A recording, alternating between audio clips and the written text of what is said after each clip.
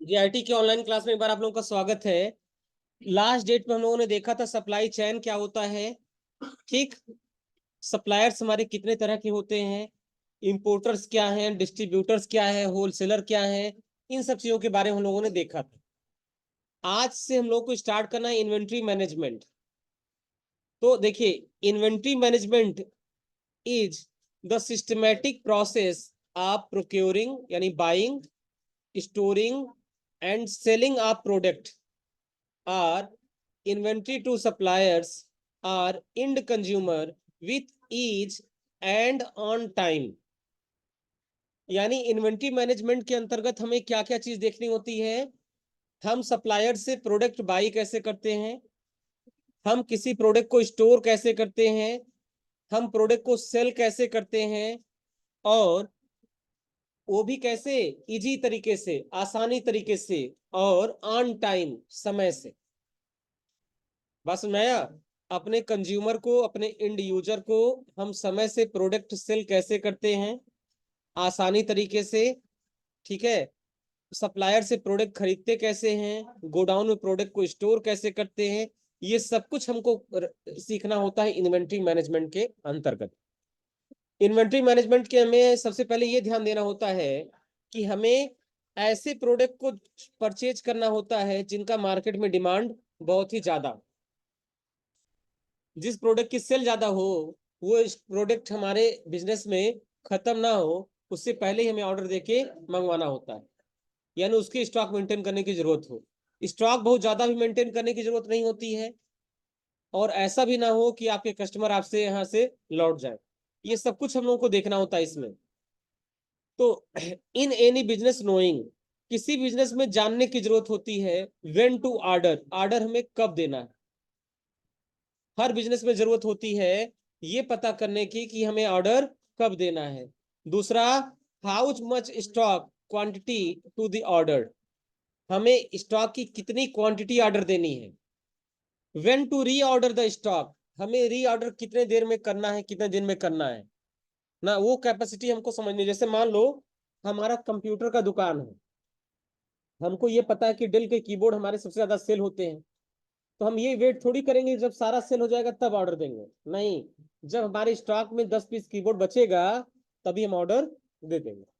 उसी को बोलते हैं री ऑर्डर। यानी कितना स्टॉक आपके पास बचा है, बचे होने पर ही ऑर्डर आपको देना है, वो आपको कहा जाएगा reorder. Where to store the stock, हमें स्टॉक को स्टोर कहाँ पे करना है, वेयर टू स्टोर कहाँ पे करना है। How to track expiry detail of stock, ये भी बहुत महत्वपूर्ण चीज है। कोई भी प्रोडक्ट एक्सपायर होने से पहले ये जरूरी है कि हम उसको सेल कर दें। कोई भी प्रोडक्ट एक्सपायर होने से पहले ये जरूरी है कि हम उसको क्या करें, सेल कर दें। क्योंकि अगर प्रोडक्ट एक्सपायर हो गया तब तो हम उसको सेल कर नहीं पाएंगे, और अगर सेल नहीं कर पाए तो प्रोडक्ट हमारा खराब हो जाएगा, लॉस हो जाएगा। बात समझ में आ रहा ना। How to know the age wise detail of the inventory, जो हमारे आइटम उनकी एज क्या है, एज मतलब कितने दिनों से हमारे गोडाउन में रखे हुए हैं। और ऐसी कंडीशन में पुराने स्टॉक को हमें जल्दी सेल करना होता है। कोई स्टॉक 2 साल से हमारे यहाँ पड़ा हुआ है तो हम वेट थोड़ी करेंगे कि सेल हो, हम उसको कोशिश करेंगे कि जल्दी से जल्दी वो क्या हो, सेल हो जाए हमारा। How to supply the stock quickly as possible to supplier consumer. When to manufacture the inventory. ठीक है, supplying right stock right time at right place at right price. यानी हमें इतनी चीजों को देखना होता है। सही स्टॉक को सही समय पर, सही स्थान पर, सही प्राइस में सेल करना, ये भी इन्वेंट्री मैनेजमेंट का एक बहुत ही अच्छा features. Will become complicated and time consuming, ऐसा करना बहुत ही कॉम्प्लिकेटेड होता है और बहुत ज्यादा टाइम कंज्यूमिंग होता है। And if we have these detail at our fingertips, when the business will flourish and earn profit. In Teleprime, we have provided a powerful inventory and order management system to add मतलब help करना the business in simplifying the inventory process with a powerful features। यानी हमें क्या करना है, अगर हम order management अच्छे से सीख गए तो ये हमारे बिजनेस में बहुत बड़ा हेल्प होगा। यानी हमें पावरफुल इन्वेंट्री मैनेजमेंट के साथ साथ हमें ऑर्डर मैनेजमेंट भी सीखना पड़ेगा, जिससे हमारा क्या होगा, हमारा इन्वेंट्री का प्रोसेस बहुत ज्यादा सिंप्लीफाई हो जाएगा।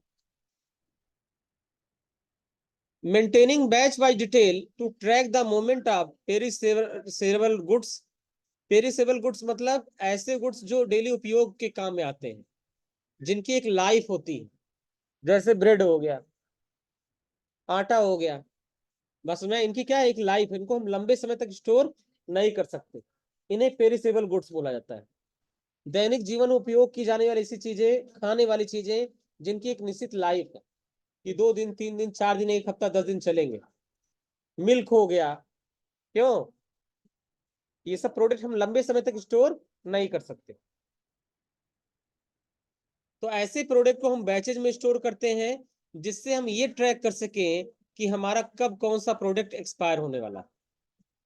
Defining price level eight different level like wholesaler, retailer and consumer, and up to date price list help in decision making in organization and quickness the sell process।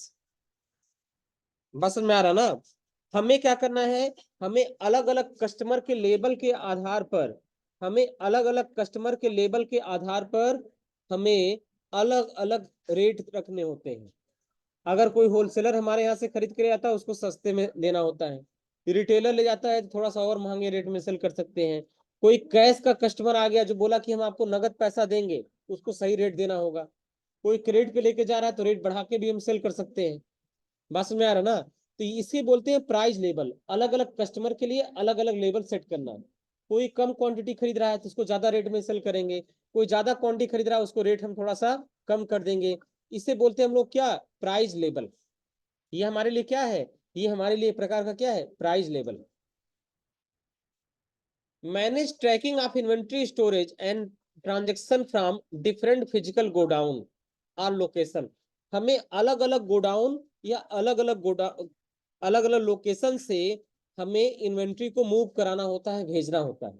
जैसे मान लो कि हमारा 2 business है, हमारा एक बिजनेस पडरौना में है और एक बिजनेस हमारा गोरखपुर में है। कस्या के किसी कस्टमर ने हमें ऑर्डर दिया, तो हमने देखा ये तो पडरौना गोडाउन हमारे उपलब्ध नहीं है, तो हम क्या करेंगे, हम उसको गोरखपुर के गोडाउन से उपलब्ध करवा देंगे। बस में यानी अलग अलग गोडाउन से भी हमें मूवमेंट कराना पड़ता है। Cabinet, rack or bins use for our business. Tracking item cost, item के कॉस्ट को ट्रैक करना होता है। Help in analysing the returning cost, running cost and profitability of the item being track through manufacturing, sales, purchase and so on. जिससे हम running cost को analyse कर सके और प्रॉफिट को भी एनालाइज कर सके, किस प्रोडक्ट की सेल करने पर हमको प्रॉफिट हो रहा है या नहीं हो रहा है, तो कितना हो रहा है। It provides report like aging analysis, inventory reorder, go down summary, stock summary, moment analysis and so on with real time date, जिससे हम एजिंग एनालिसिस कर सकते हैं रियल टाइम डेट में, इन्वेंट्री का रीऑर्डर कर सकते हैं, गोडाउन की समरी बना सकते हैं, स्टॉक की समरी बना सकते हैं, उसके मूवमेंट को एनालिसिस कर सकते हैं। बस में आ रहा ना, हाँ। एजिंग एनालिसिस का मतलब कौन सा प्रोडक्ट हमारा ज्यादा पुराना है, उसके एज को देखना। कौन सा ऐसा प्रोडक्ट है जो 30 दिन पुराना है, कौन सा ऐसा प्रोडक्ट है जो 90 दिन से ज्यादा पुराना है, कौन सा प्रोडक्ट है 2 साल से हमारे यहाँ रखा हुआ है। अब है, with the help of these features in Tally Prime we can easily keep track of our inventory, like how much inventory is ठीक है, लाइंग क्वेश्चन हो। अस। अभी कितनी इन्वेंट्री हमारे साथ बची हुई है। What is the age of the inventory, उन इन्वेंट्री की एज क्या है, यानी वो प्रोडक्ट हमारे कितने दिन पुराने हैं। When to place an order, हमें ऑर्डर कब देना है। विच बैच, किस बैच से ऑर्डर देना है या लॉट से देना है। Inventory to be sold first and what is the price to be charge at different level of buyers. All this information will be क्या चीज? Easily available in Tally Prime. ये सारे इंफॉर्मेशन हमारे टैली प्राइम में easily available होते हैं। अब हमें अब हमें ये देखने हैं कि हमें कौन कौन से टर्म्स हैं जो यूज किया जाएगा इन्वेंट्री मैनेजमेंट में। कौन कौन से टर्म्स हैं? सबसे पहला टर्म है हमारा स्टॉक आइटम।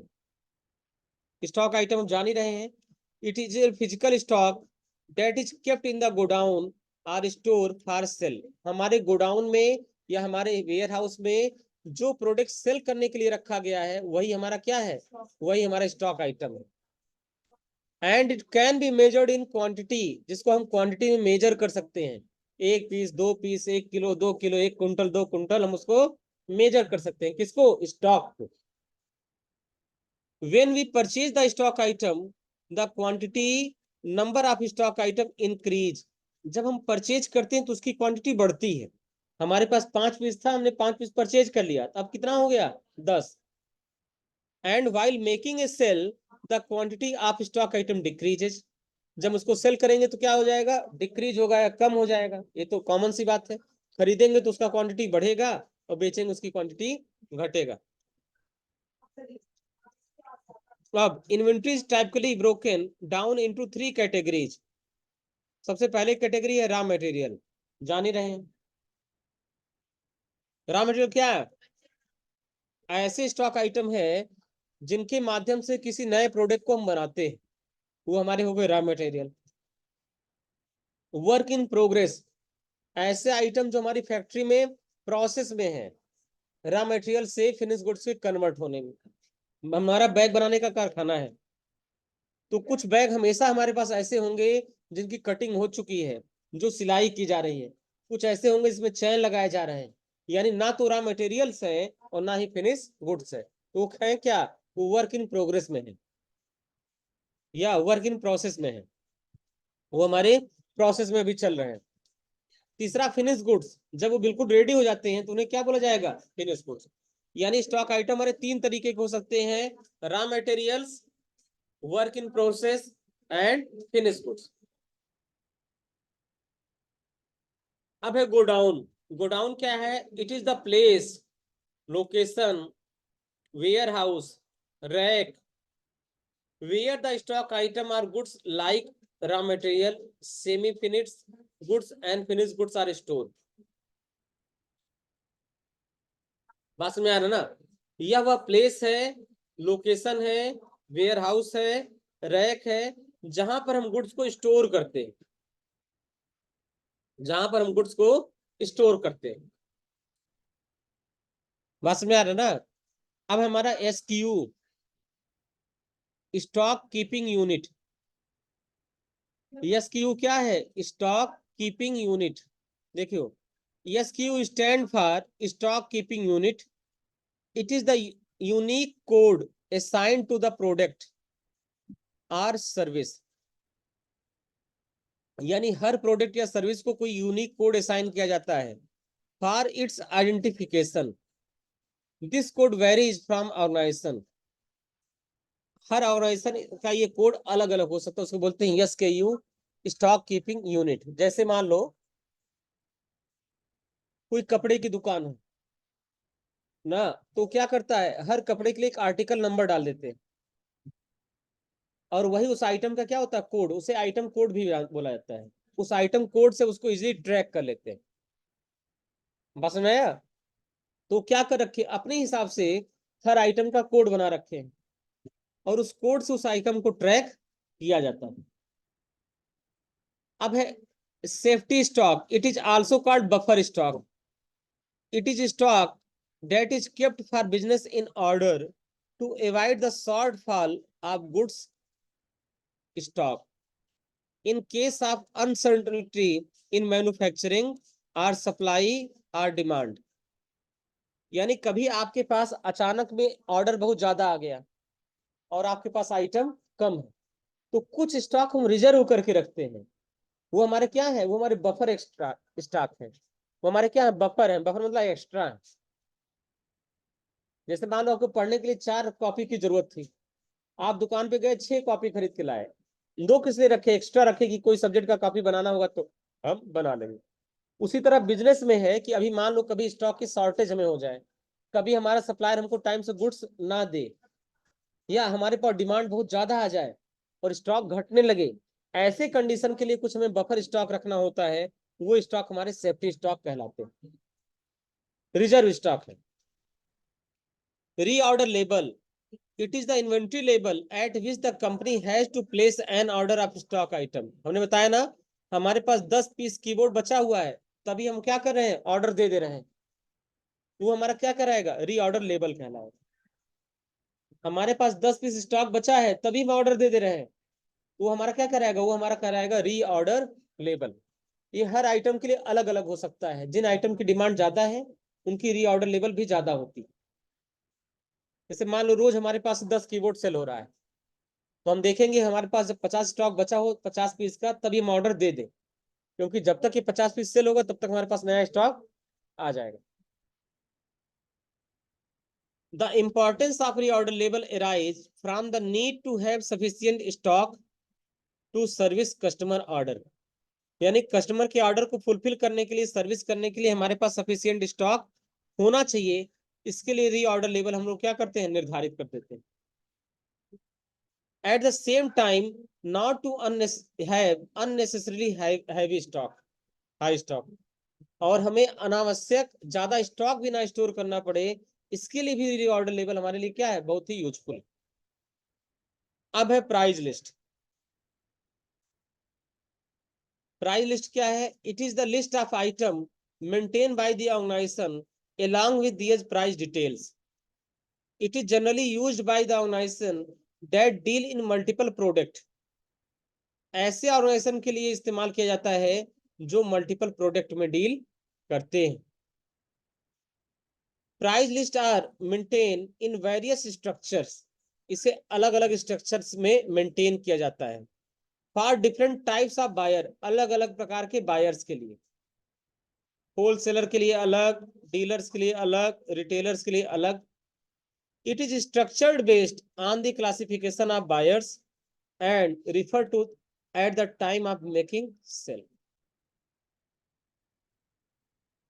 अब नेक्स्ट है manufacturing and expiry date. The manufacturing date is the date on which the goods are produce. Manufacturing date वह डेट है जिस पर हम गुड्स को प्रोड्यूस करते हैं, गुड्स को बनाते हैं। The expiry date is the date on which the goods will be expired और हैज एक्सपायर्ड। यानी एक्सपायरी डेट वह डेट है जिस पर हमारा प्रोडक्ट एक्सपायर होता है या एक्सपायर होने वाला होता है। This means the goods are not in good condition to be consume. यानी गुड्स हमारा ऐसी कंडीशन में है उसको कंज्यूम किया जा सकता। Manufacture expire date will be available in perishable goods like food, medicine, cosmetics, etc। यानी ये ऐसे गुड्स पे लागू होता है जो हमारे कंज्यूम होने वाले हैं, जैसे फूड हो गया, मेडिसिन हो गया, कॉस्मेटिक की भी चीजें बहुत लंबे समय तक नहीं चलती, दवाओं का भी एक निश्चित लाइफ होता है, बस में आ रहा ना, खाने पीने की चीजों का भी एक निश्चित लाइफ होता है, कितने समय के भीतर उसको कंज्यूम हो जाना चाहिए। Dead stock, it is the stock that is not sold and lying in the godown for a long time. लंबे समय से हमारे गोडाउन में क्या है, पड़े हैं, उनकी बिक्री नहीं हो रही, वो हमारे कहलाते हैं क्या, डेड स्टॉक। अब है स्टॉक इन्वेंट्री वैल्यूएशन मेथड। ठीक है, तो ये बिल्कुल पूरी तरह प्रैक्टिकल पर आधारित है। ये पूरा का पूरा क्या है, प्रैक्टिकल पर आधारित। मैं एक एग्जांपल आपको बता रहा हूं, जैसे मान लो 1 अप्रैल को एक आइटम ने खरीदा 15 रुपए के रेट से, फिर क्या किया, 10 अप्रैल को खरीदा उसी सेम आइटम को 20 रुपए के रेट से, 15 अप्रैल को खरीदा उसी आइटम को 18 रुपए के रेट से। तो अब आप बताइए इस आइटम का सही रेट क्या माना जाएगा, हमारा कंप्यूटर किस आधार पर उसका रेट निर्धारित करे। इसके बहुत सारे प्रिंसिपल है, बहुत सारे कंसेप्ट है। एक कंसेप्ट है कि जो सबसे लास्ट आपने खरीदा था आप उसी रेट को मान के चलेंगे, सबसे लास्ट प्राइस, पहला हो गया। दूसरा कंसेप्ट है एवरेज प्राइस, एवरेज प्राइस में क्या करेंगे, हम तीनों को जोड़ के 3 से भाग दे देंगे। बात समझ आया? तो उसका क्या निकल आएगा, एक एवरेज प्राइस निकल आएगा। भाई 20 को जोड़ लिए, 15 को जोड़ लिए, 18 को जोड़ लिए, जो आया उसको हमने 3 से भाग दे दिया। बात समझ में आया ना? वो क्या निकल गया, उसकी एवरेज प्राइस। तो ऐसे बहुत सारे कंसेप्ट हैं, वो सब हम लोग प्रैक्टिकली देखेंगे कि हमारा ये कंसेप्ट काम कैसे करता है। इसको थियोरेटिकल समझाना बहुत ट्रिपिकल काम है। हम आइटम बनाएंगे और कॉस्टिंग मेथड को बार बार चेंज करेंगे और देखेंगे कि कॉस्टिंग मेथड को चेंज करने के बाद आइटम का प्राइस कितना हो रहा है। तो स्टॉक वैल्यूएशन वाला हम प्रैक्टिकल के साथ आपको बताएंगे। ऐसे समझाने में बहुत दिक्कत होती है, बहुत एग्जांपल्स देने पड़ते हैं और समझ में नहीं आता। देखो बहुत है ऑप्शन, फीफो है, फीफो पेरिस, फीफो है, लीफो है, लीफो है, फीफो है, बहुत प्रकार के आइटम है। तो ये हेडिंग हम आपको तब बताएंगे जब इसका प्रैक्टिकल बताएंगे तब। अब heading number 1.4, inventory masters in Tally prime. Stock group क्या होता है आपको पहले से पता है, स्टॉक कैटेगरी भी आप पहले से जानते हैं, यूनिट ऑफ मेजर भी आप पहले से जानते हैं, simple unit of measure unit आप पहले से जानते हैं, पीसेज बॉक्सेस नंबर ये सब आप पहले से पता है आपको। कंपाउंड यूनिट आपको पता ही है, 1 दर्जन equal to 12 number, 1 bag equal to 25 kg। ऐसी यूनिट हमारी कंपाउंड यूनिट कहलाती है, जहां पे दो जैसे लिखा एक बॉक्स इक्वल टू कितना, 12 number.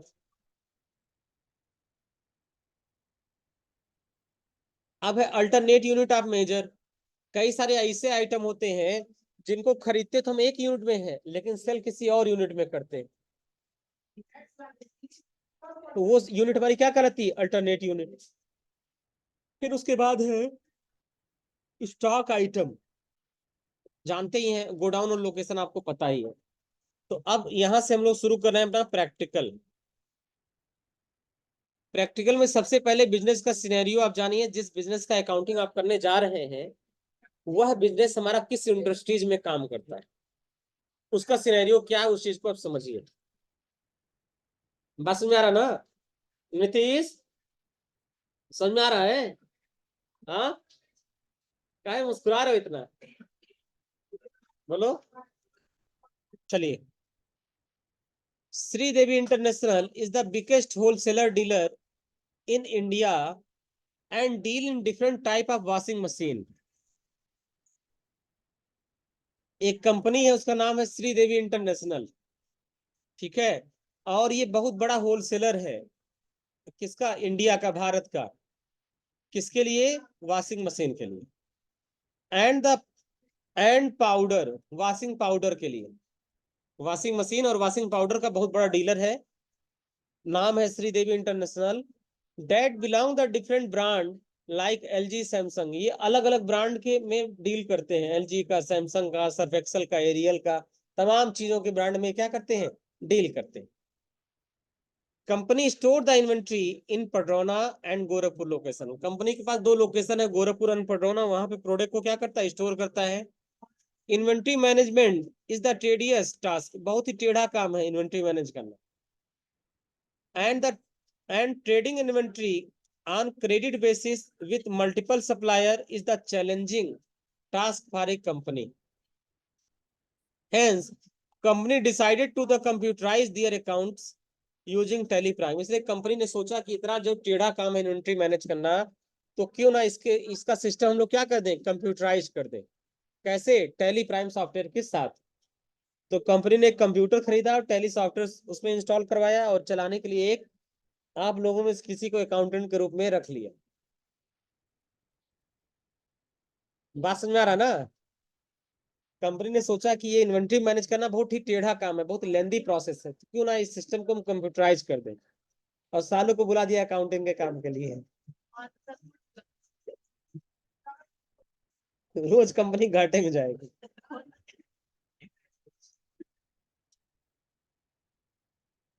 Tally Prime allow to track the goods across the business supply chain and it optimize the entire spectrum from placing order to till the last mile of the making payments।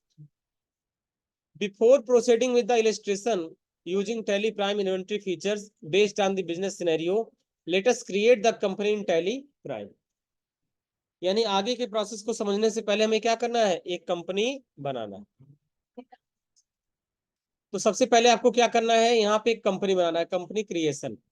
आप क्या करेंगे, एक company बना लेंगे और company का नाम दे देंगे श्रीदेवी इंटरनेशनल। ये आपकी कंपनी का नाम हो जाएगा, श्रीदेवी इंटरनेशनल। एड्रेस वगैरह भर देंगे, ठीक है। मकान number 78, 10th main road, Patauna, district Kushinagar, state Uttar Pradesh. इस नाम से एक आप कंपनी बना लेंगे ना। कंपनी का नाम और number, pin code, email ID और बाकी सब चीजें आप भरते चले जाएंगे। ये इसका स्क्रीनशॉट दे रखा है। यहाँ पे आप एक कंपनी बनानी, बन जाएगा। और कंपनी बनाने के बाद इसको सेव कर लीजिएगा। सेव करने के बाद यहाँ पूछा जा रहा है enable goods and service tax को फिलहाल कर दीजिए no. For illustration purpose we have disable this option. अभी सिर्फ हम सीखने के लिए कर रहे हैं, इसलिए इस ऑप्शन को डिसेबल कर रखा है। और यहाँ से अपनी कंपनी को क्या करेंगे, क्रिएट करेंगे। तो चलो अब प्रैक्टिकल वाला चीज हम कल से आप लोगों को बताएंगे। कल से आप लोग लैब में श्रीदेवी इंटरनेशनल के नाम से कंपनी बनाएंगे और कंपनी बना के वहां पे जीएसटी वाले फीचर को नो कर देंगे। बिना जीएसटी हमको एंट्री करना है।